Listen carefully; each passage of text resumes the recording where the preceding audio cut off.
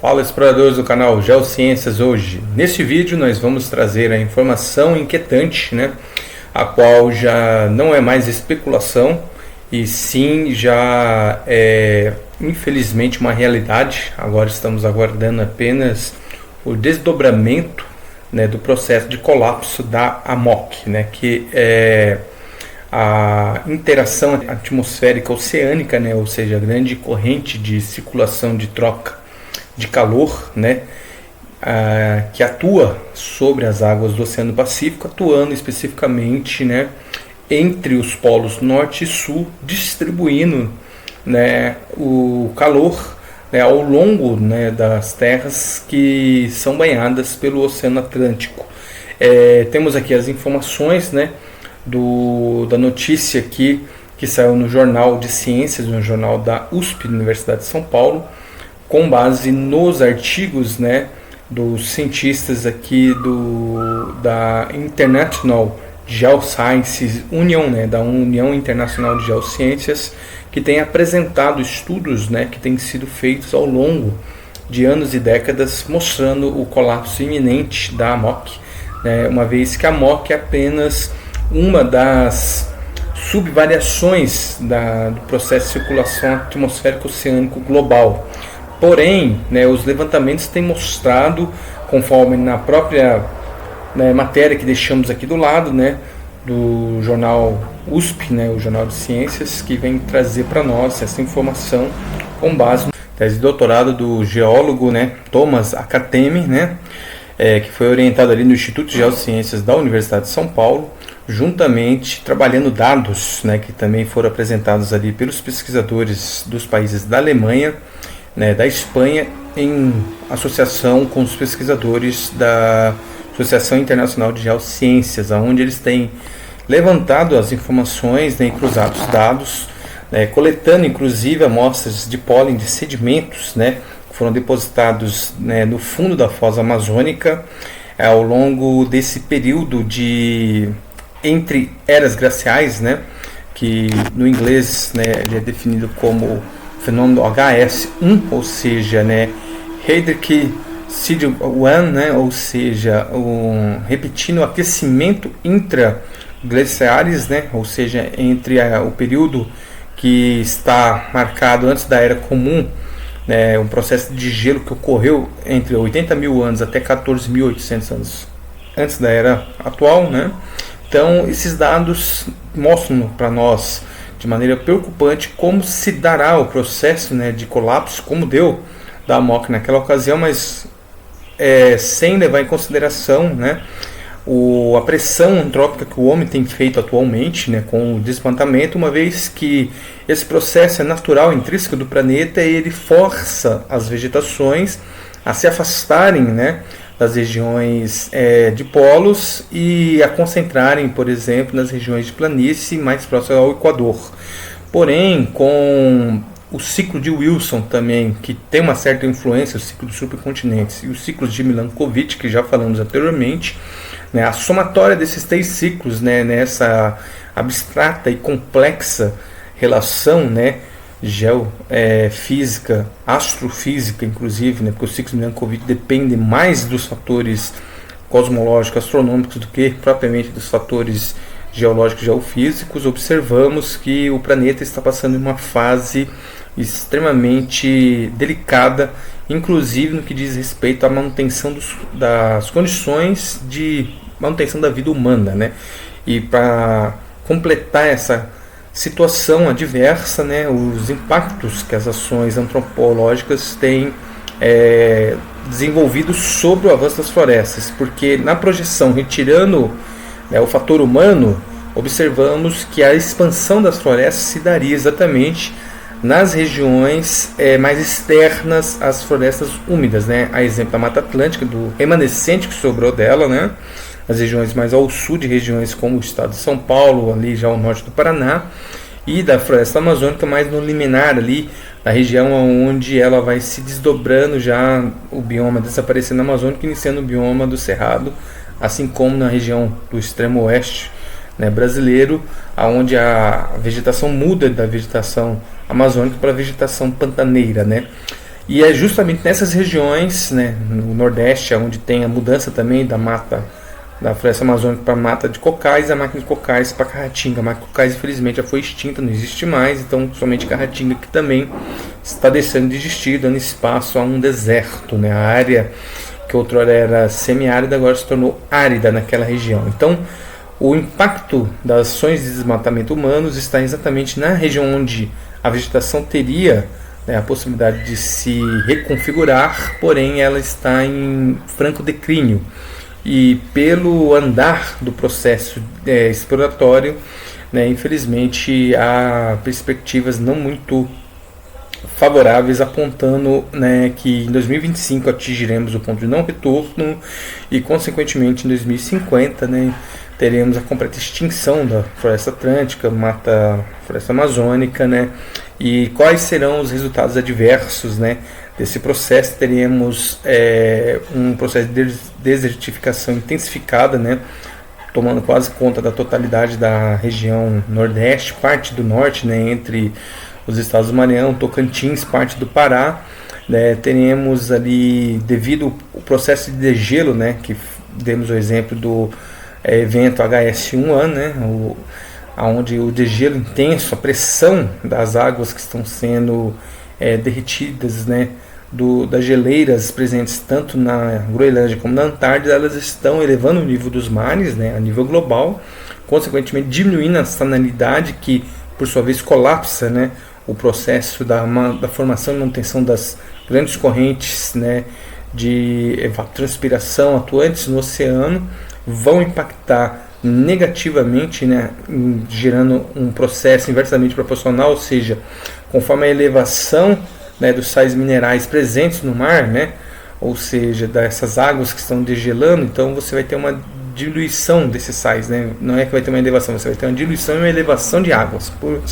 consequentemente, uma menor oferta de nutrientes, você tem a queda da produtividade, ou seja, extinção em massa de espécies, inclusive importantes, como algumas espécies de camarões, que vai impactar a diminuição das espécies de cetáceos e da espécie de pescados, que inclusive faz parte da alimentação humana, ou seja, caindo drasticamente, né, o que vai impactar negativamente, né, no caso, o comércio de pesqueiros, né, ao longo de todo o globo terrestre. E, consequentemente, né, o nível de subida dessas águas vai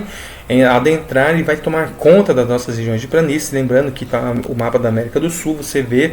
que a América do Sul ela possui uma das maiores planícies do mundo, né? Ou seja, os territórios da Argentina, Uruguai, Paraguai, né? Parte ali, uma pequena parte só, né, da Bolívia, que a Bolívia, boa parte dela está na Cordilheira dos Andes, mas também o Brasil, boa parte ali da região norte, centro-oeste, né, e ainda uma parte do sudeste, especificamente São Paulo, na depressão periférica, serão praticamente inundados, tomadas por uma formação de um mar interior, né, raso, aparentemente, em comparação a outros mares interiores, como é o caso do Mediterrâneo ou o mar Cáspio na Rússia, né, que na verdade não é bem um mar, né, lá é considerado um lago de água salgada, o mais profundo do mundo, né, mas nós temos outros mares, a exemplo do Mediterrâneo, então vamos ter essa formação de um mar gigantesco em uma área quadrada muito grande, com profundidades não muito elevadas, né, chegando em torno de até 1.000 metros. Aí você pode falar, nossa, mas é uma grande profundidade. Sim, mas em relação ao mar Mediterrâneo, que chega a quase 2.000, ou os mares lá dentro da região euroasiática, que chegam, né, tranquilamente a 1.500, 1.600 metros, então vai ser mais rasos, né, porém vão ocupar grandes e extensas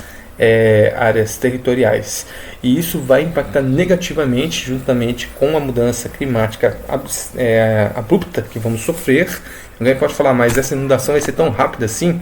Bom, aí que é a questão, né? Nós observando que as águas que estão degelando, tanto da Antártida como da Groenlândia, e consequentemente das geleiras ao longo do mundo, né? A exemplo das geleiras que existem nas rochosas no norte do continente americano, das Cordilheiras dos Andes, aqui na América Latina,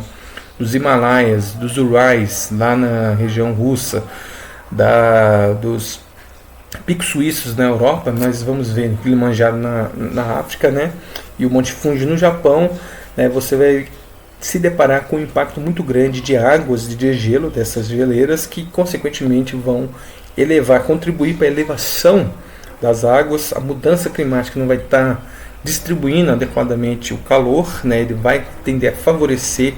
a região intratrópicos, né, então a região equatorial especificamente. Então vamos ter a intensificação e formação de furacões em regiões entre a latitude do Equador, ou seja, os territórios do Brasil, os territórios da África Saariana, os territórios da Austrália vão ser alvejados por furacões, tufões. Vamos ter intensificação das inversões térmicas, ou seja, invernos extremamente rigorosos, né,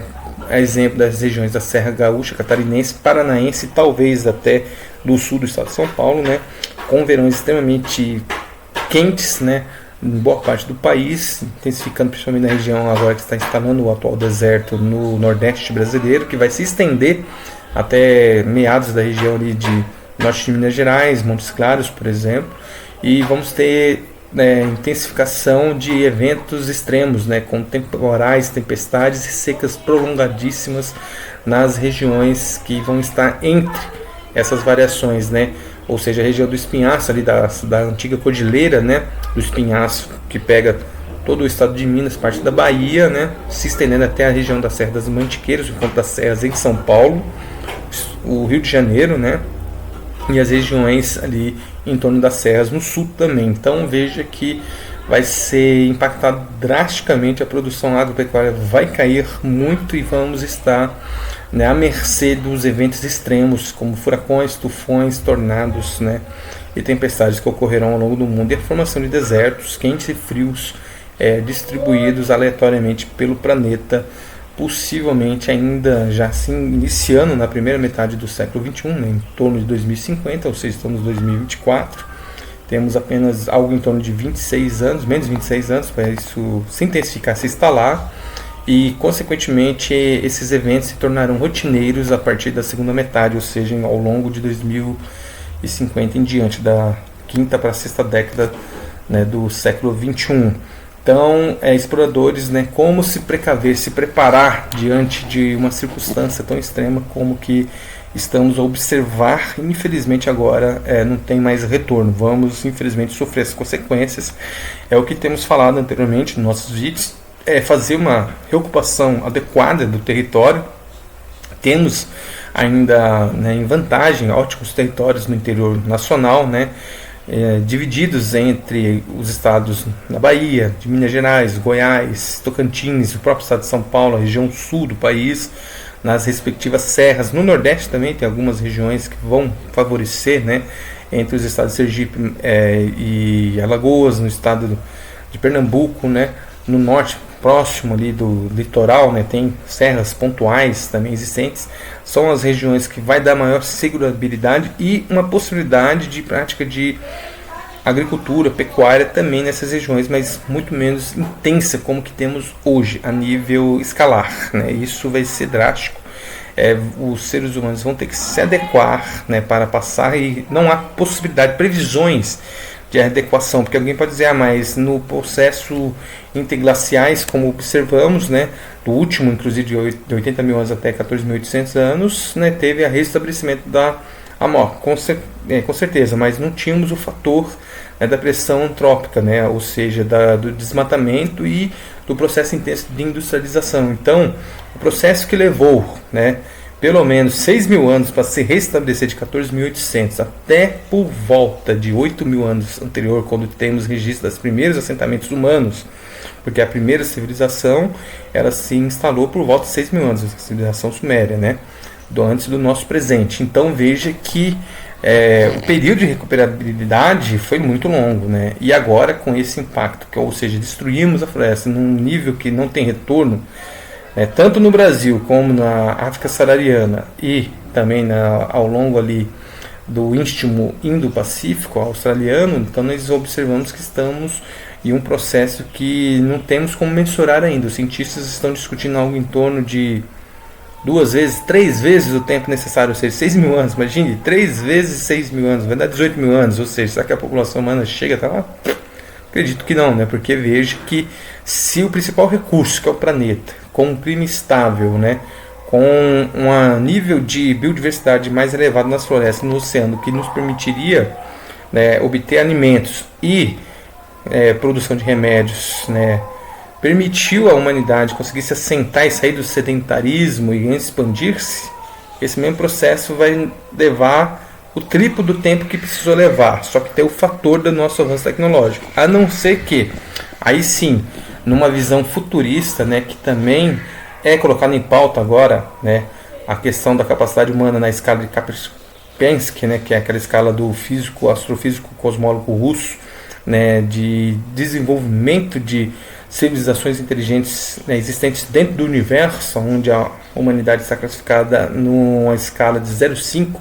Se avançarmos, né, com as capacidades que as indústrias aeroespaciais, tanto russa, americana e chinesa, estão mostrando que vão desdobrar entre 25 e 30, que vai dar a possibilidade do homem conseguir colonizar,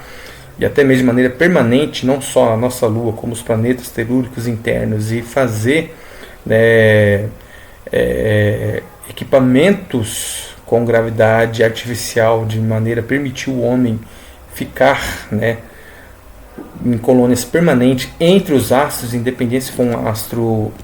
gasoso ou não, aí sim a humanidade tem uma certa chance de prolongamento, né, de conseguir sobreviver, passar por esse período e até mesmo se debruçar para tentar reverter, porque é um processo natural que vai levar em torno de 18 milênios, é algo muito extenso para a humanidade. Aí você pode dizer, mas a humanidade vai ter tempo para poder desenvolver e reverter esse processo, né? Há sim linhas de pesquisa que mostram que isso é possível e o homem pode reverter isso e até, em vez de levar 18 mil anos, até em torno de 1000 anos para ele reverter isso ou menos. Há pessoas extremamente otimistas que acreditam que ele pode levar até 2 séculos, mas isso é otimismo demais. Você pode falar, mas também está sendo muito pessimista. 18 mil anos, sim, não é que estamos sendo pessimistas, realmente os eventos das forças da natureza que estamos agora nos deparando, eles estão muito além da capacidade humana, né? Nós temos que reconhecer que de fato, né, nós não conseguimos ainda enxergar toda a extensão desse processo abstrato e complexo que eu apresentei, porque há ainda por nessa conta, né, o complexo processo aí do ciclo de Milankovitch. Temos os ciclos de circulação cosmológica, galáctica, né, e da movimentação do sistema solar, que por sua vez traz, nós vamos fazer aqui na nossa série, né, de eventos astronômicos cosmológicos, vocês vão ver que é mais comum do que se imagina, né? Queda de meteoritos, queda de asteroides e possivelmente até de cometas sobre o planeta. E sabemos, né, com base nas informações das civilizações antigas e com o resultado de observações atuais, né, do satélites Hubble, né, do telescópio Hubble e do telescópio Thomas, né, Webb, que nós seremos alvejados muito em brevemente, né, intensificadamente por estes astros, né, errantes vindo do cosmos. Então nós teremos aí um triplo problema, né, o colapso aí do clima e a completa reversão, né. Fizemos um último vídeo também sobre essa questão, né, desse processo, né, do vórtice do vórtice polar antártico, que está num comportamento como um pêndulo, né, onde ele está fazendo exatamente esse movimento. Ele se deslocou, não está mais sobre o sul Antártico, mas está parte sobre o Atlântico Sul e parte sobre a Antártida, né? Então observamos que com o colapso da AMOC também teremos o colapso desses nossos vórtices, que vão se distribuir e formar microvórtices ao longo do planeta. E como isso vai impactar? Os fenômenos do El Niño e da Laninha vão intensificar e vão manter as estações simplesmente completamente desordenadas ao longo do tempo. Infelizmente nós vamos continuar, né? Eu agora não estou atualmente no meu estado, né, de São Paulo, estou no estado de Minas, mas o processo, né, da variação térmica e climática está igual, ou seja, igual no sul, no sudeste de São Paulo, né? Estamos observando numa mesma semana praticamente, né, a ocorrência de 3 estações na mesma semana. Outono, primavera e verão. Aí alguém está dizendo, né, como muitos falam comigo em São Paulo, nossa, está faltando, professor, agora nevar, né, chegar o inverno. E infelizmente vai chegar com situações extremas, né, uma vez que agora esse verão não vai ser tão intenso. Veja que não teremos ondas de calor, pelo contrário, teremos até uma temperatura mais amena devido à configuração da Laninha, que ainda não se configurou, mas está apontando, né, os estudos que ela vai se instalar, se configurar a partir da primeira ou segunda semana de janeiro de 2025. Já observamos a formação da terceira ZK, né, as zonas de convergência do Atlântico Sul. E agora vamos ver novamente uma sobreposição de umas ECAs com a laninha, ou seja, então as temperaturas médias do verão vão ficar abaixo, né, do que estamos acostumados a enfrentar, algo em torno de 30, 32 graus, né? Então vai ficar a temperatura chegando aí, oscilando em torno de 25, 27, um ou outro dia com 30, 31, mas com muitas chuvas, né? E porém não serão chuvas seródias, tranquilas, mas chuvas torrenciais intensas, né? E nós sabemos que infelizmente o Brasil ainda não está com estrutura, né? Recursos tem, existe, mas observamos já, né, os fatores. Tem aqui o vídeo, um dos vídeos antigos do canal, né, que contribuíram para a tragédia do Rio Grande do Sul, que ainda não se recuperou na sua totalidade e infelizmente devido à somatória desses eventos não sabemos se vai se recuperar na totalidade, né? Infelizmente os recursos vêm e são, né, aplicados, desviados para outros fins, né, exploradores. Então esse foi o vídeo de hoje, onde nós trouxemos a informação que infelizmente não gostaríamos de trazer, mas o colapso da Armoc é iminente e as consequências serão catastróficas para a humanidade. Basta a nós agora, né, o discernimento para que possamos fazer uma readequação, uma reocupação estratégica com um refúgio adequado para que a gente possa salvaguardar-se. Nós temos muito pouco tempo, algo em torno aí de 25, 26 anos, para que a gente possa estar preparado para o que vai vir, e vai ser algo realmente intenso. Então isso né, não é um alarde, não é algo sensacionalista, mas são resultados de interpretações reais do que está por vir, né? Mas veja que o conhecimento é poder, conhecereis a verdade vos libertará. Então, de posse do conhecimento da verdade, é possível você livrar-se a si mesmo e livrar os seus. E esse é o objetivo, um dos objetivos desse canal, certo? Se você gosta desse tipo de conteúdo, eu peço que você já deixe seu like, que você assinale aqui o sininho das notificações e compartilhe, né, com a sua rede, com os grupos de WhatsApp, para que mais pessoas possam conhecer, né, e ter acesso a essas informações privilegiadas, para que eles possam salvaguardar-se a si mesmos, preparando um refúgio para si e para os seus familiares. Está certo, exploradores? Então esse foi o tema desse vídeo de hoje e eu espero vocês até a próxima, exploradores.